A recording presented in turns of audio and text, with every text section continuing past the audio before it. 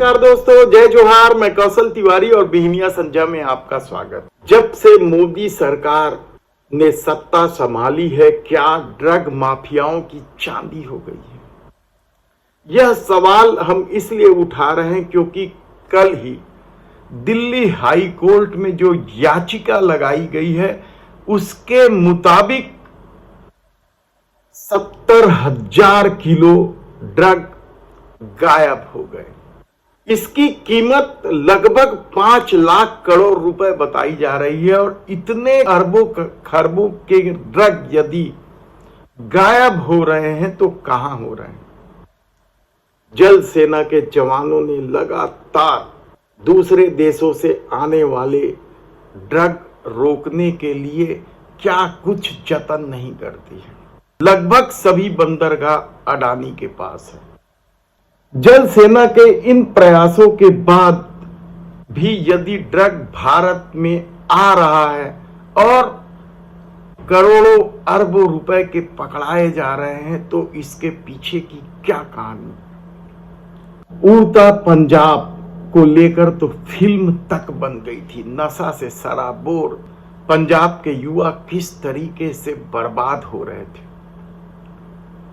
तब ऐसी परिस्थिति में जब सरकार के पास ड्रग जब्त करने आती है तो जो नियम कहते हैं उसके अनुसार उसे नष्ट भी किया जाता है। लेकिन यदि एनसीआरबी यानी केंद्रीय अपराध ब्यूरो और गृह मंत्रालय के रिपोर्ट में जो आंकड़े उन्होंने जारी किए हैं 2018 से लेकर 2022 तक, उसमें अनेक विसंगतियां हैं और इस विसंगतियों के बीच 70,000 किलो से यदि अधिक ड्रग गायब हो गए हैं तो क्या इसे तस्करों के हवाले लेन देन कर या सेटिंग कर सौंप दी गई है? ये बड़ा सवाल है और इसे ही लेकर कल दिल्ली हाई कोर्ट में याचिका दायर की है। याचिकाकर्ता ने साफ तौर पर कहा है कि जिस पैमाने पर अनियमितता दिख रही है उससे समाज में अराजकता फैलने की आशंका है और यकीनन क्योंकि अपराध की पहली जननी झूठ बोलना है तो ड्रग और नशा भी है। ड्रग और नशे के चक्कर में किस तरीके से अपराध बढ़ते चले जा रहे हैं और ऐसी परिस्थिति में यदि अपराध ब्यूरो और गृह मंत्रालय की रिपोर्ट में अलग अलग विसंगतियां दिखाई दे रही है और 70,000 किलो यानी लगभग 5 लाख करोड़ रुपए के ड्रग गायब हैं, इसमें हीरोइन है और बहुत दूसरे प्रकार के ड्रग हैं, तब क्या इस बढ़ते अपराध के लिए कहीं ना कहीं सरकार दोषी नहीं?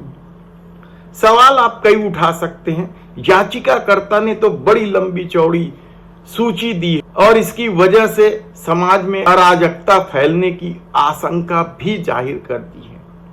निश्चित तौर पर कल ही हमने छत्तीसगढ़ में बताया कि इससे पहले शराबबंदी को लेकर किस तरीके से बवाल मचता था और किस तरीके से घोटाले का पर्दाफाश हुआ और सरकार बदल गई इसी घोटाले की वजह से, लेकिन व्यवस्था नहीं बदली है। एक व्यक्ति के हाथ से दूसरे व्यक्ति के हाथ में चले गए हैं और अहाता चलाने, शराब दुकानों पर मनमाने सप्लाई को लेकर कई नेता सक्रिय हैं और उनमें से तो एक चर्चित मंत्री, विवादास्पद मंत्री का भाई को 3 जिले की जिम्मेदारी दे देने तक की चर्चा।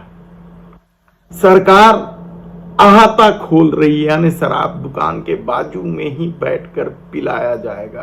तब ऐसी परिस्थिति में यदि दिल्ली हाई कोर्ट में जो याचिका लगी है, क्या वह मोदी सत्ता के क्रियाकलापों पर उंगली नहीं उठाती है?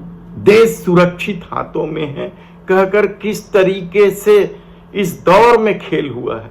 यानी सवाल सिर्फ ड्रग का नहीं है। यदि आप मोटे तौर पर इस 10 साल के कार्यकाल में देखे तो उन दवा कंपनियों से भी चुनावी बांड वसूला गया या चंदा लिया गया जिनकी दवा जांच में घटिया पाई गई थी, जांच रोक दी गई। कोरोनिल का मामला तो है कि किस तरीके से कंपनी ने बाजार से सारा कोरोनिल वापस मंगवा लिया है, किस तरीके से लोग मरे हैं कोरोना काल में और किस तरीके से बढ़ती महंगाई और बेरोजगारी ने लोगों का जीवन हराम कर दिया। और ऐसी परिस्थिति में यदि लोगों को ड्रग भी आसानी से उपलब्ध हो जाए या सरकार के द्वारा जब्त किए गए ड्रग ही गायब हो जाए तो फिर इसे क्या कहेंगे। आप खुद सोचिए कि कितनी गंभीर बात है ये।